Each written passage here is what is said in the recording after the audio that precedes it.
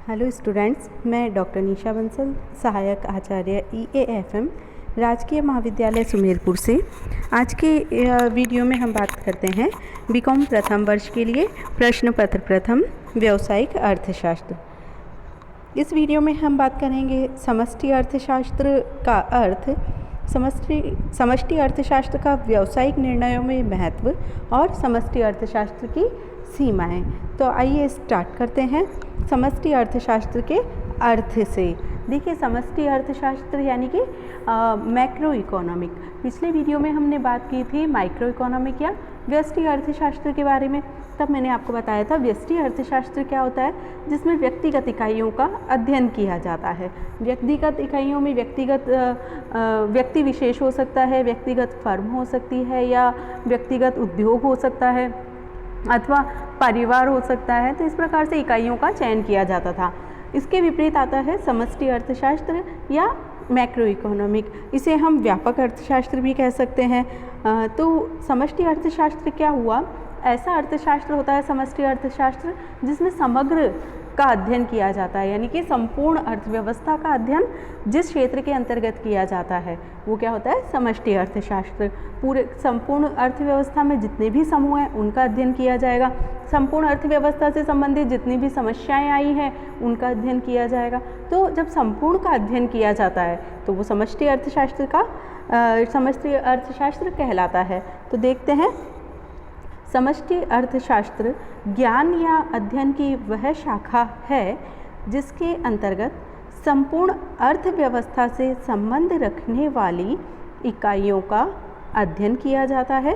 इसके अंतर्गत अर्थशास्त्र में बड़े बड़े समूह अथवा संपूर्ण अर्थव्यवस्था से संबंध रखने वाली औसतों का अध्ययन किया जाता है, जैसे राष्ट्रीय बचत, कुल विनियोग, कुल उपभोग, सामान्य मूल्य स्तर, कुल रोजगार, राष्ट्रीय उत्पादन एवं सामान्य लागत आदि।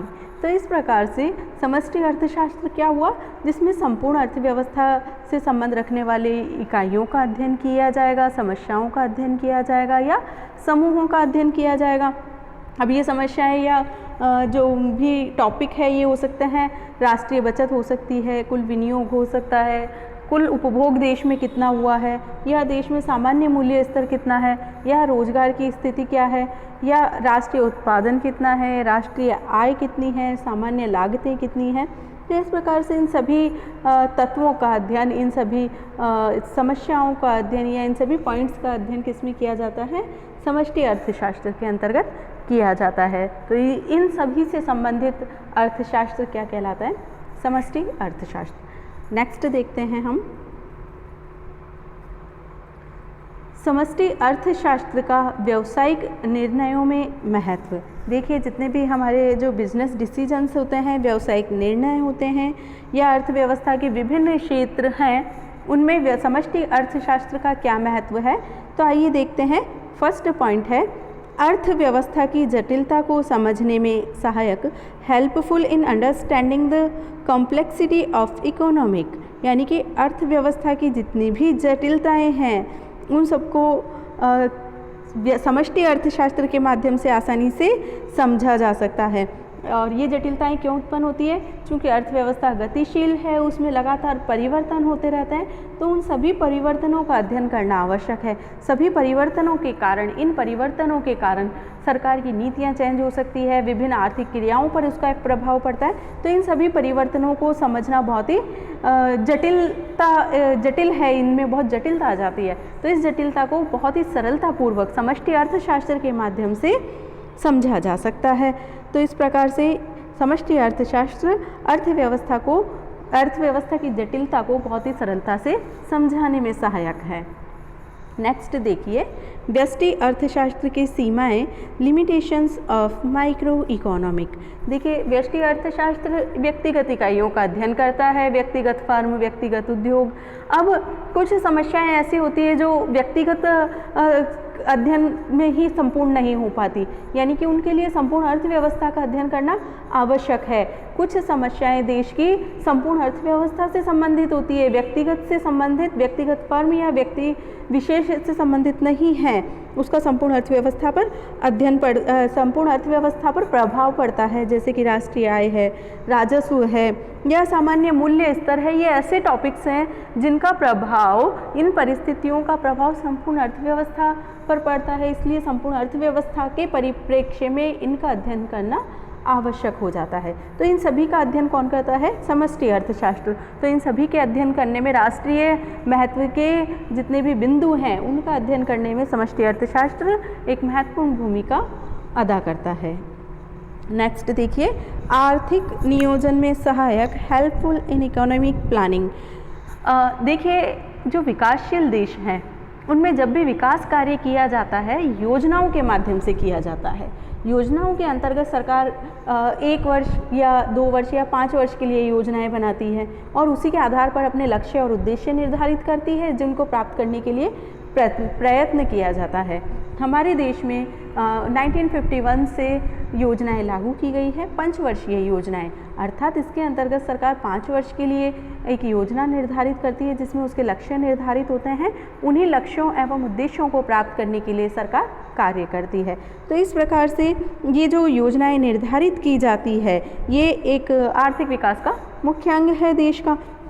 तो इसमें किस क्षेत्र को कितने प्राकृतिक संसाधन या कितने रिसोर्सेज एलोकेट किए जाएं, जिनमें मानवीय संसाधन हो गए या पूंजी हो गई, मुद्रा हो गई, वो कितने दिए जाएं, किन क्षेत्रों का लक्ष्य क्या रहेगा, उद्देश्य क्या है, उन क्षेत्रों में समन्वय कैसे स्थापित किए जाएं या आर्थिक नीतियों का निर्माण किस आधार पर किया जाए, लक्ष्यों का निर्धारण किस आधार पर किया जाए।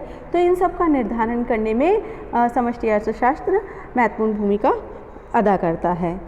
नेक्स्ट देखिए, उचित आर्थिक नीतियों के निर्माण में सहायक, helpful in formulating proper economic policy. देखिए, जो सरकार है हमारी, उसका मुख्य कार्य है, उसका मुख्य ध्येय है कल्याणकारी, जन कल्याण को अधिकतम करना, कल्याणकारी सरकार की स्थापना करना। तो इस प्रकार से सरकार चाहती है कि इस प्रकार से कार्य किया जाए कि अर्थव्यवस्था की जटिलताएं समाप्त हो जाएं और आर्थिक क्षेत्र में निरंतर विकास को प्राप्त किया जा सके। इसके लिए सरकार इस प्रकार की आर्थिक नीतियां निर्धारित करती है जो जन कल्याण के लिए उपयोगी हों, जनता के लिए ज़्यादा से ज़्यादा कल्याण प्रदान करने वाली हों। अर्थात सरकार उत्पादन की क्या नीति रखे, राजस्व की क्या नीति हो, आयात निर्यात की क्या नीति हो, अर्थव्यवस्था में किस प्रकार से संचालन किया जाना है, ये सारी बातें इन्हीं नीतियों में सम्मिलित होती है, इन्हीं नीतियों का एक भाग होता है। तो इस प्रकार से इन नीतियों के निर्माण के लिए एक उचित लक्ष्य और दिशा प्रदान करता है समष्टि अर्थशास्त्र। समष्टि अर्थशास्त्र में विभिन्न समूहों का विश्लेषण करके इन नीतियों का निर्माण किया जा सकता है आसानी से। नेक्स्ट देखिए, विभिन्न समस्याओं के समाधान में सहायक, helpful in solving various problems. यानी कि अर्थव्यवस्था में जितनी भी समस्याएं हैं या जो भी समस्याएं आ रही है, चाहे वो राष्ट्रीय आय से संबंधित है या रोजगार से संबंधित हो सकती है, जनसंख्या से संबंधित समस्या हो सकती है, देश में पूंजी निर्माण या आर्थिक विकास जैसी कोई समस्या हो सकती है, तो इन सभी का समाधान समष्टि अर्थशास्त्र के अध्ययन से हो जाता है, क्योंकि समष्टि अर्थशास्त्र में समग्र का अध्ययन किया जाता है। इस प्रकार इन समस्याओं का विश्लेषण भी उसमें होता है और इनका समाधान भी समष्टि अर्थशास्त्र के अध्ययन से प्राप्त किया जा सकता है। नेक्स्ट देखिए, मूल्य स्तर में परिवर्तनों का अध्ययन, study of change in price level. देखिए, अर्थव्यवस्था में जितने भी मुद्रा संकुचन या जिसको हम बोल सकते हैं मुद्रा प्रसार की स्थिति उत्पन्न हुई है, उसका किस वर्ग को क्या लाभ मिलेगा, किस वर्ग पर उसका क्या प्रभाव पड़ेगा, किस वर्ग को हानि होगी, या सरकार इसके लिए क्या कर सकती है, विभिन्न वर्गों के पर उनका प्रभाव कम करने के लिए क्या उपाय अपना सकती है। तो इन सभी का अध्ययन किसके माध्यम से सहायक है? समष्टि अर्थशास्त्र के द्वारा इन कीमतों में वृद्धि या कमी का जो भी हमारा सामना हुआ है, उसका विभिन्न वर्गों पर क्या प्रभाव पड़ा है, इसका आसानी से अध्ययन किया जा सकता है। नेक्स्ट देखिए, व्यापार चक्रों की समस्या प्रॉब्लम ऑफ ट्रेड साइकिल्स। देखिए जितनी भी आर्थिक तेज़ी और मंदी जब आती है देश में, या तो आर्थिक तेज़ी का दौर है या मंदी का दौर है, तो इस सिचुएशन से तेज़ी और मंदी के कारण व्यापार चक्र उत्पन्न हो जाते हैं और ये व्यापार चक्र अर्थव्यवस्था को प्रभावित करते हैं। इन व्यापार चक्रों के कारण अर्थव्यवस्था में जिसको हम बोल सकते हैं आय प्रभावित हो जाती है, निवेश, रोजगार या आर्थिक क्रियाएं, ये सभी प्रभावित होते हैं। इन सभी में उतार चढ़ाव आते हैं। तो इस प्रकार से समष्टि अर्थशास्त्र के अंतर्गत इन व्यापार चक्रों का क्या प्रभाव होगा इसका विश्लेषण किया जाता है और इन व्यापार चक्रों का प्रादुर्भाव किस कारण से हुआ है, उन्हें किस प्रकार से रोका जा सकता है, इनको रोकने के लिए क्या क्या उपाय अपनाए जा सकते हैं, उन सब का सॉल्यूशन कहाँ मिलता है, समष्टि अर्थशास्त्र में। तो व्यापार चक्रों की समस्या का समाधान भी समष्टि अर्थशास्त्र प्रदान करता है। नेक्स्ट देखिए, सामान्य बेरोजगारी का विश्लेषण, एनालिसिस ऑफ जनरल अनएम्प्लॉयमेंट। देखिए सबसे बड़ी जो समस्या है हमारे देश में वो है बेरोजगारी की समस्या। लोगों को रोजगार नहीं मिल पा रहा है और इस बेरोजगारी की समस्या के कारण अन्य सभी समस्याएं उत्पन्न हो जाती हैं। तो जब बेरोजगारी अपना विकराल रूप धारण कर लेती है तो सुरसा के मुंह के समान वो लगातार बढ़ती जाती है उसका मुंह। तो इस तरीके से जो सामान्य बेरोजगारी का विश्लेषण है वो किसमें किया जाता है, समष्टि अर्थशास्त्र के माध्यम से संभव हो पाता है। और बेरोजगारी का मुख्य कारण क्या है, मांग में कमी होना।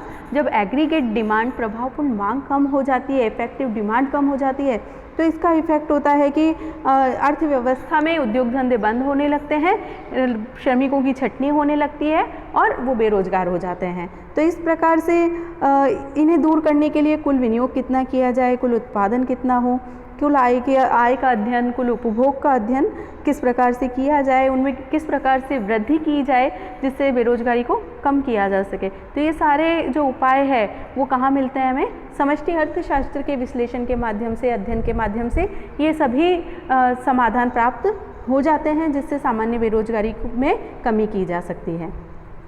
नेक्स्ट देखते हैं, समष्टि अर्थशास्त्र की सीमाएं क्या हैं। तो फर्स्ट आते हैं एक जटिल विश्लेषण, एक कॉम्प्लिकेटेड एनालिसिस हम इसे कह सकते हैं। मुख्य कारण इसका क्या है, जो समष्टि अर्थशास्त्र का अध्ययन किया जाता है उसमें विभिन्न प्रकार की जो गणितीय विधियां हैं, मैथमेटिकल टूल्स हैं, उनका उपयोग किया जाता है। अब मैथमेटिकल टूल्स का जो उपयोग है वो हर किसी को के समझ से बाहर है, हर व्यक्ति उसे समझने में सक्षम नहीं है, इसलिए हम कह सकते हैं कि समष्टि अर्थशास्त्र एक जटिल विश्लेषण है। नेक्स्ट देखिए, समूहों को मापने में कठिनाई, difficult to measure the groups. अब समूहों को मापने की कठिनाई सबसे बड़ी है कि कौन सा समूह लिया जाए, किस आधार पे उसका मापन किया जाए। और जनरली जो मापने का पैमाना होता है वो होता है मुद्रा।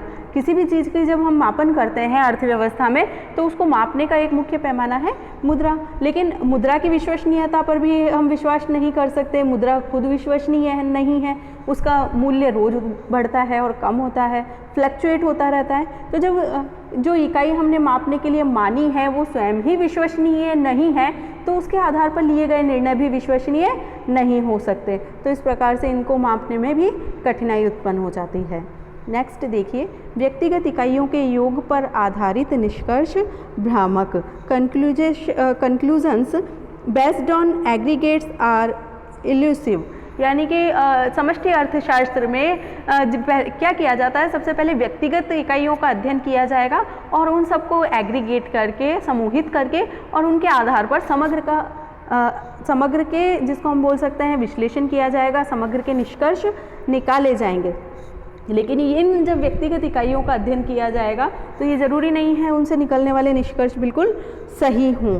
तो ये एक इसमें जिसको हम बोल सकते हैं कंट्रोवर्सी वाला मैटर हो जाता है कि व्यक्ति का एक बिहेवियर जिसको बोल सकते हैं अलग होता है और जब वो समूह में रहता है तो उसका बिहेवियर अलग होता है। तो इस प्रकार से व्यक्ति का जो भी हम बोल सकते हैं कि नेचर है उसको हम समूह पर आरोपित नहीं कर सकते, समूह के नेचर से उसकी तुलना नहीं की जा सकती। तो यहाँ पर व्यक्तिगत इकाइयों के आधार पर जो भी निष्कर्ष निकाले गए हैं उसको समूह में इम्प्लीमेंट करना एक भ्रामकतापूर्ण डिसीजन होता है। नेक्स्ट देखिए, सामूहिक प्रवृत्ति का अर्थव्यवस्था के विभिन्न क्षेत्रों पर अलग अलग प्रभाव। देखिए जो भी है ये सामूहिक प्रवृत्ति है उसका अध्ययन इसमें समष्टि अर्थशास्त्र में किया जाता है और विभिन्न क्षेत्रों पर इसका समान प्रभाव नहीं पड़ता। कारण क्या है? देखिए बहुत बार क्या होता है कि कुछ समस्याएं ऐसी होती है जिसका सभी वर्गों पर समान प्रभाव नहीं पड़ता। जैसे कि मैं कह दूं कि मूल्य स्तर में वृद्धि होना है, तो अगर मूल्य स्तर में वृद्धि होती है तो उसका संपूर्ण समाज पर समान प्रभाव नहीं पड़ेगा। जो उपभोक्ता वर्ग है उसको तो बहुत ज़्यादा मुद्रा पे करनी पड़ेगी, लेकिन जहाँ तक हम बात करें उत्पादक या व्यापारी वर्ग को पर उसके प्रभाव की, तो उत्पादक और व्यापारी वर्ग तो लाभान्वित होगा क्योंकि उसके लाभ बढ़ जाएंगे। जैसे ही वस्तुओं की कीमतें बढ़ी, व्यापारी वर्ग के लाभ बढ़ गए। तो इस प्रकार से किसी भी समस्या का जो प्रभाव है वो संपूर्ण समूह पर अलग अलग होता है, संपूर्ण अर्थव्यवस्था के विभिन्न क्षेत्रों पर अलग अलग होता है। तो उसको एक सामूहिक निष्कर्ष निकालना बहुत ही कठिन हो जाता है समष्टि अर्थशास्त्र के अंतर्गत। नेक्स्ट देखिए, समाज या समूह के भेदों की उपेक्षा, यानी कि समष्टि अर्थशास्त्र में जो निष्कर्ष निकलेंगे वो समग्र के आधार पे निकल जाएंगे, लेकिन उसके अंदर जो समग्र में व्यक्तिगत समूह हैं उनका जो वास्तविक रूप है वो सामने नहीं आ पाता। फॉर एग्जाम्पल के लिए ध्यान दीजिए, यदि हम ये कहें कि लास्ट ईयर हमारी जो ग्रोथ रेट थी वो 7% थी और इस साल भी हमारी ग्रोथ रेट है 7%, तो ये कहेंगे कि हमारी ग्रोथ रेट इक्वल है। लेकिन अब इसका व्यक्तिगत क्या इफेक्ट है? देखिए, मान लीजिए कि पिछले साल कृषि का प्रोडक्शन बहुत ज़्यादा हुआ था, उसके कारण कृषि का पार्ट नेशनल इनकम में बहुत ज़्यादा है, इसके कारण ग्रोथ रेट 7% थी। तो और इस साल हम कहें कि मानसून अच्छा नहीं था, कृषि में तो जो भी रेट थी हमारी वो बहुत कम रही है, लेकिन औद्योगिक क्षेत्र का डेवलपमेंट अच्छा हुआ है, इस कारण ग्रोथ रेट 7% रही है। तो ओवरऑल तो हमें दिख रहा है कि 7% ग्रोथ रेट है, लेकिन उसमें पर्टिकुलर किस पार्ट का डेवलपमेंट हुआ और किस पार्ट का हम बोल सकते हैं ह्रास हुआ है, ये हमें पर्टिकुलर जो वास्तविकता है, वास्तविक स्थिति हम पता नहीं कर पा रहे हैं। तो ये एक सबसे बड़ी समस्या इसकी हो जाती है कि वास्तविक स्थिति का ज्ञान हमें नहीं हो पाता। ये इसकी एक सबसे बड़ी जिसको हम बोल सकते हैं लिमिटेशंस है या आलोचना कर सकते हैं हम, या इसकी सबसे बड़ी सीमा है। तो इसी के साथ आज का ये टॉपिक समाप्त होता है। Thank you very much.